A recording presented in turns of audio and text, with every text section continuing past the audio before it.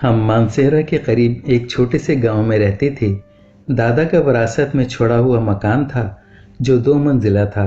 نیچے والے حصے میں میرے والد اپنے بیوی بچوں کے ساتھ رہتے تھے، جبکہ اوپری منزل پر دادی رہتی تھیں۔ میرے والد کے چھوٹے بھائی دادی کے ساتھ رہتے تھے۔ ان کی ابھی شادی نہیں ہوئی تھی۔ والد ایک اسکول میں ٹیچر تھے، جبکہ چچا کا اپنا کاروبار تھا۔ وہ ایک دکان چلاتے تھے۔ دادی چچا کو جب بھی شادی کا کہتی وہ انکار کر دیتے تھے، لیکن آخر ایک دن وہ دادی کی ضد کے آگے مجبور ہو گئے۔ دادی اپنی بہن کی بیٹی کو بہو بنانا چاہتی تھیں۔ ان کی یہ بہن بیوہ تھی اور ایک بیٹی ماہنور کے علاوہ ان کی کوئی اولاد نہیں تھی۔ ماہنور بہت خوبصورت تھیں۔ ان کی چچا سے شادی تو ہو گئی، لیکن چچا پتہ نہیں کیوں ان کی طرف مائل نہ ہوئے۔ ان کا رویہ چاچی کے ساتھ سنگ دلانہ تھا۔ وہ ان سے سیدھے منہ بات بھی نہ کرتے تھے اور ان کی بے عزتی کرنے کا کوئی موقع ہاتھ سے جانے نہ دیتے تھے۔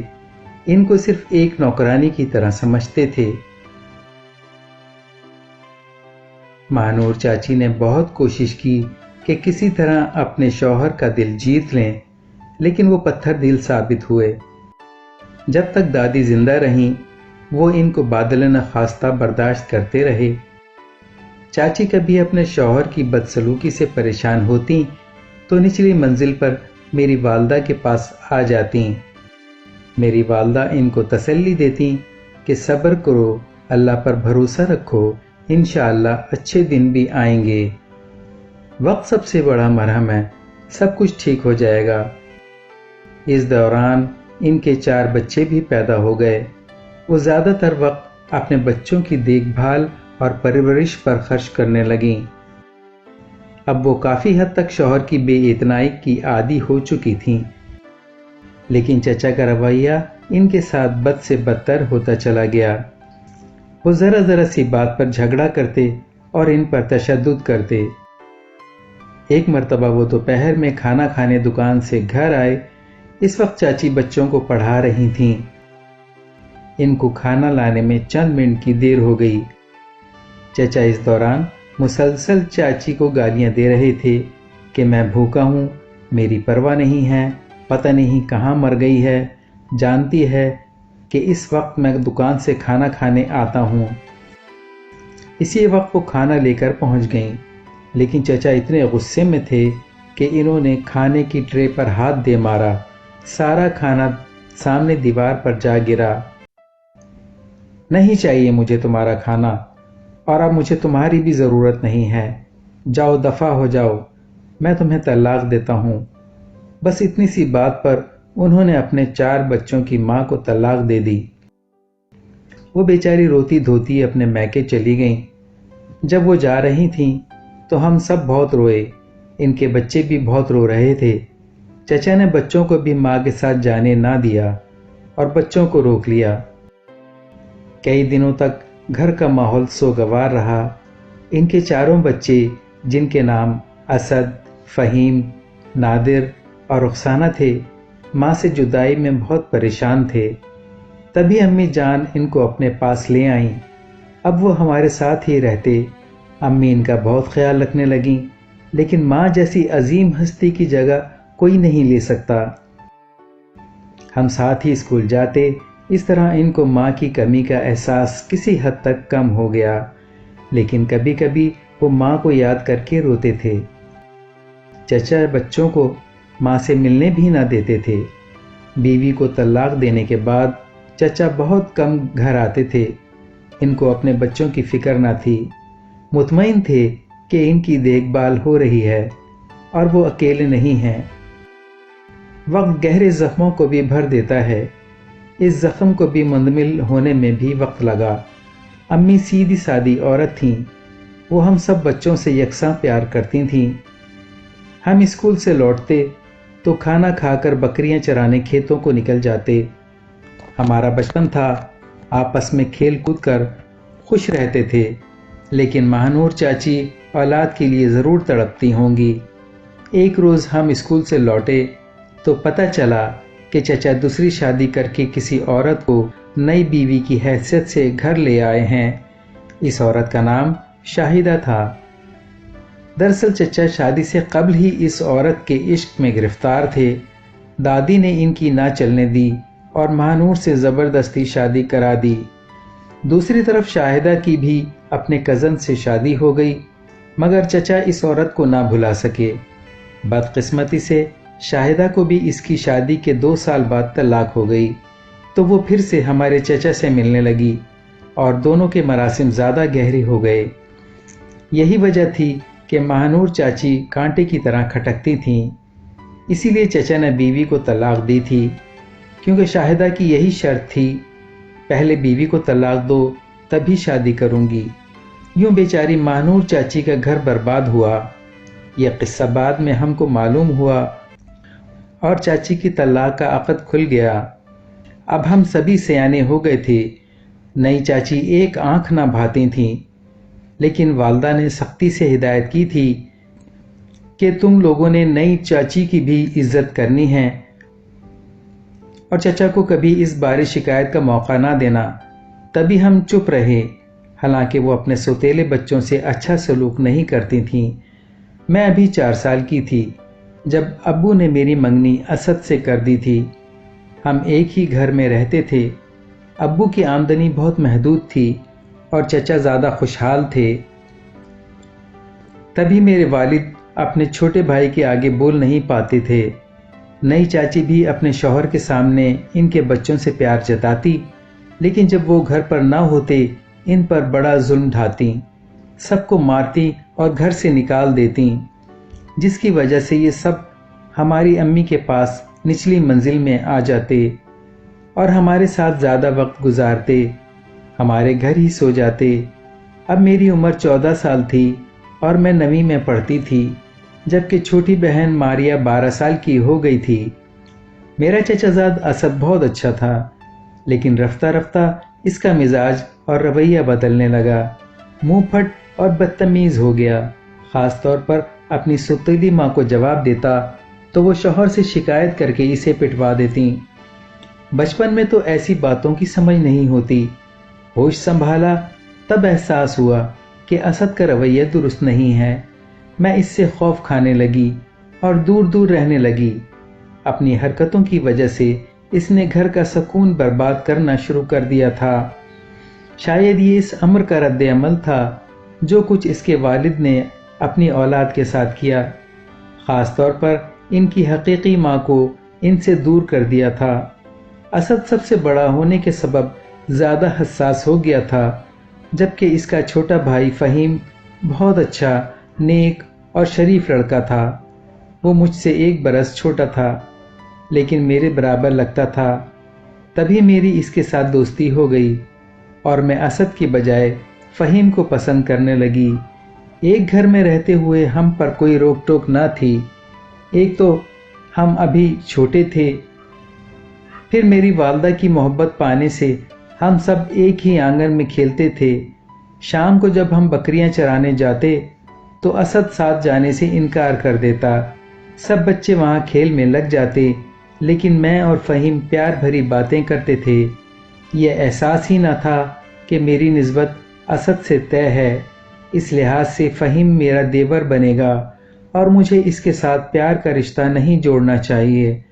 बचपन नादान और लड़कपन लापरवाह होता है। असद की कुछ बुरे लड़कों से दोस्ती हो गई। वो पढ़ाई से भागने लगा और ज़्यादा वक्त बाहर गुजारने लगा। इस पर चचा आए दिन इसकी पिटाई करते थे। इसने मैट्रिक का इम्तिहान दिया और फेल हो गया। अम्मी अब्बू को बहुत दुख हुआ, क्योंकि वो तो इसे दामाद बनाने का इरादा कर चुके थे। इनका ख्याल था कि मेरी शादी असद से मारिया की फ़हीम से कर देंगे। इस तरह घर की लड़कियां घर में रहेंगी। वालिदैन जो सोचते हैं बच्चों को इससे गरज नहीं होती, वो तो अपने जज्बात के ताबे होते हैं। मैं और फ़हीम दिल ही दिल में एक दूसरे से प्यार करने लगे, ये ख्याल किए बिना कि हमारे इस प्यार का अंजाम क्या होगा। अब मैं रोज़ मारिया को रुखसाना और अपने भाई नासिर के साथ बकरियां चराने भेज देती और कहती मुझे और फ़हीम को स्कूल का काम करना है। हम एक ही क्लास में पढ़ते थे। तभी अम्मी भी हम सबको कुछ न कहती। ये सोचकर کہ انہوں نے امتحان کی اکٹھے تیاری کرنی ہوگی۔ امی ان کو بکریاں چرانے بھیج دیتی۔ میں فہیم سے کہتی تھی کاش میری منگنی تم سے ہوئی ہوتی۔ اب اسد سے کیسے منگنی ختم ہوگی اور ہماری شادی کیسے ہوگی؟ وہ جواب دیتا تم فکر نہ کرو، میں ذرا بڑا ہو جاؤں تو خود تمہاری امی سے بات کر لوں گا، ان کو کہہ دوں گا کہ وہ میری شادی تم سے کر دیں اور ماریہ کی اسد سے کر دیں، کیونکہ ہم ایک دوسرے کو پسند کرتے ہیں۔ ماریہ کی شادی اگر اسد سے ہو جائے گی اور میری تم سے ہو جائے گی تو کیا فرق پڑے گا؟ فی الحال اس بات کا اظہار نہیں ہونا چاہیے کیونکہ ہم ابھی پڑھ رہے ہیں، تعلیم مکمل کر لیں گے تو کچھ بات کر سکیں گے، ورنہ تو گھر میں الجھنیں جنم لیں گی۔ ہم نے میٹرک کا امتحان دیا اور دونوں پاس ہو گئے۔ اسد نے پڑھائی چھوڑ دی تھی۔ چچا اسے اپنے ساتھ دکان پر لے جاتے تھے تاکہ قابو میں رہے اور آوارہ نہ پھرے، مگر وہ دل ہی دل میں باپ سے نفرت کرنے لگا تھا۔ جب موقع ملتا والد سے جھوٹ بول کر دکان سے نکل آتا اور آوارہ دوستوں سے جا ملتا۔ اس نے دکان سے پیسے بھی چرانے شروع کر دیے تھے۔ ایک روز چچا کو پتہ چلا کہ وہ اپنی ماں سے چوری چھپے ملتا ہے اور چوری کے پیسے اپنی ماں ماہنور کو دے دیتا ہے۔ حالانکہ سچ نہ تھا، وہ ماں سے ضرور ملتا تھا لیکن پیسے ماہنور کو نہیں دیتا تھا بلکہ اپنے دوستوں پر خرچ کرتا تھا۔ چچا اسد کی طرف سے پریشان تھے، اس کا کیا بنے گا؟ دکان سے بھی ہٹا لیا کہ روز چوریاں کرے گا تو کاروبار ہی ڈبو دے گا۔ اسد کو پیسے چرانے کا چسکا پڑ گیا تھا۔ اس نے اپنے چند بدماش قسم کے دوستوں کو ساتھ ملا لیا اور اپنے ہی والد کی دکان میں نقب لگائی۔ چچا کے وہم و گمان میں بھی نہ تھا کہ خود ان کا اپنا فرزند ان کی دکان میں چوری کر سکتا ہے۔ انہوں نے پولیس میں رپورٹ لکھوائی اور پولیس نے تفتیش کی، تب پتہ چلا کہ چوروں میں اسد بھی شامل ہے۔ جب پولیس اس کو گرفتار کرنے آئی، والد اور چچا دونوں گھر پر نہیں تھے اور اسد چوک میں اپنے دوستوں کے ساتھ بیٹھا تھا۔ پولیس اسد کو گرفتار کر کے لے گئی۔ ابو اور چچا دوڑے تھانے گئے۔ بہرحال چچا نے بیٹے کو چھڑوا لیا، اسے جیل نہ ہونے دی۔ چاہیے تو یہ تھا کہ اسد شرمندہ ہوتا اور زیادہ اس کا حوصلہ بڑھ گیا۔ وہ اپنے گروہ کے ساتھ گاؤں میں چھوٹی موٹی چوری چکاری کرنے لگا۔ چچا نے ابو سے کہا اس کی شادی کر دیتے ہیں، یہ شادی کے بعد سدھر جائے گا۔ ابو پریشان تھے کہ کیا کریں، بھائی کی بات مانیں اور بیٹی کو جانتے بوجھتے کنویں میں دھکا دے دیں یا انکار کر دیں۔ دوسری صورت میں خاندان کا شیرازہ بکھرنے کا امکان تھا۔ اگر میری اسد سے شادی نہ کرتے تو ماریہ کی بھی فہیم سے نہ ہوتی اور نادر اور رخسانہ کی شادیاں بھی ہمارے بھائیوں سے نہیں ہو سکتی تھیں۔ گویا ایک میری قربانی دے کر والد اپنے خاندان کو ٹوٹنے اور بکھرنے سے بچا سکتے تھے۔ انہوں نے والدہ سے مشورہ کیا۔ امی نے کہا کہ اسد فطرت کا برا نہیں ہے، حالات نے اس کو ذہنی انتشار میں مبتلا کر دیا ہے، اگر وہ سگی ماں کے پاس چلا جائے تو مجھے امید ہے ٹھیک ہو جائے گا۔ والدہ کے کہنے پر والد میری شادی اسد سے کرنے پر آمادہ ہو گئے۔ جب مجھے اور فہیم کو اس بات کا علم ہوا، ہم دونوں بہت پریشان ہوئے۔ میں تو اسے کچھ دل سے چاہنے لگی تھی، اسد سے نفرت کرتی تھی۔ میں نے فہیم سے کہا کہ مجھے تم سے ضروری بات کرنی ہے، میں چاہتی تھی کہ کسی طرح ابو کو اس اقدام سے روکیں۔ فہیم نے کہا جو کہنا چاہتی ہو کہو، لیکن گھر میں نہیں بلکہ بکریاں چرانے کے بہانے کھیت میں چلتے ہیں، وہاں بات کریں گے۔ میں اور فہیم بکریاں چرانے کے بہانے کھیت میں چلے گئے اور ایک پتھر پر بیٹھ کر باتیں کرنے لگے۔ جب ہم باتیں کر رہے تھے ہم کو خبر نہ تھی کہ ہماری باتیں کوئی شخص سن رہا ہے۔ وہ اسد کا دوست تھا۔ اس لڑکے نے جا کر اسد کو بتایا کہ تمہاری منگیتر تمہارے چھوٹے بھائی کے ساتھ ندی کنارے بیٹھی پیار کی پینگیں بڑھا رہی ہے اور تم کہتے ہو کہ تمہاری آج کل میں اس کے ساتھ شادی ہونے والی ہے۔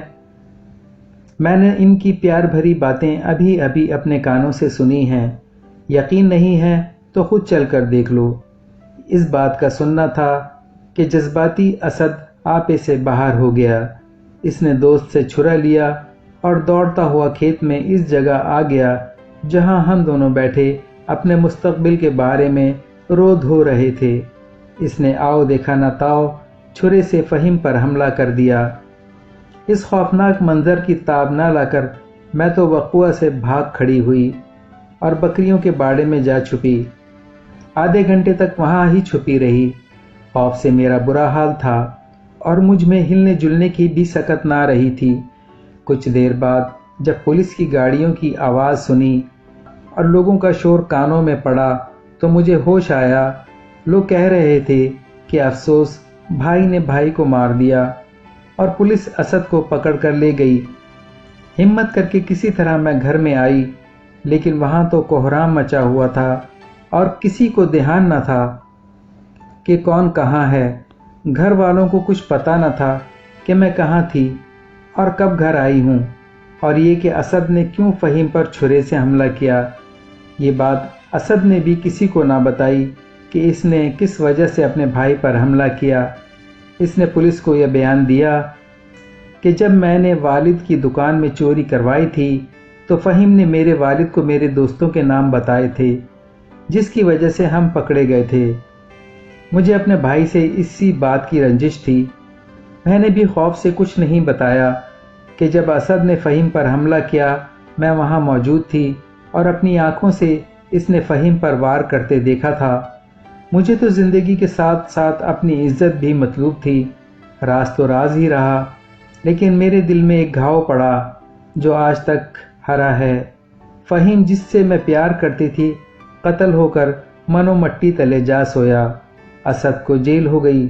اس واقعے کے 4 سال بعد میری شادی میرے خالہ زاد اور ماریہ کی شادی ابو کے ایک کزن کے بیٹے سے ہو گئی۔ والد نے رخسانہ اور نادرہ کا بھی رشتہ نہ لیا کیونکہ وہ دونوں فہیم کے قتل کے بعد اپنی حقیقی والدہ کی تحویل میں چلے گئے تھے۔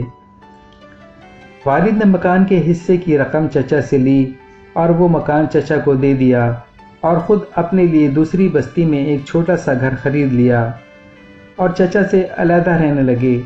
ہمارے گھر میں اب چچا اور ان کی چہیتی بیوی شاہدہ رہتے ہیں کہ جس عورت کی وجہ سے میرے چچا کے بچے در بدر ہو گئے اور ہم بھی اپنے آبائی گھر کو چھوڑنے پر مجبور ہو گئے۔ سچ ہے کہ عشق کا جادو سر چڑھ کر بولتا ہے، جیسا کہ ہمارے چچا کے عشق کے باعث ہوا۔ ان کا عشق بے شک ان کے لیے باعث راحت ہوگا، لیکن باقی سب کے لیے تو باعث عبرت ہی ثابت ہوا۔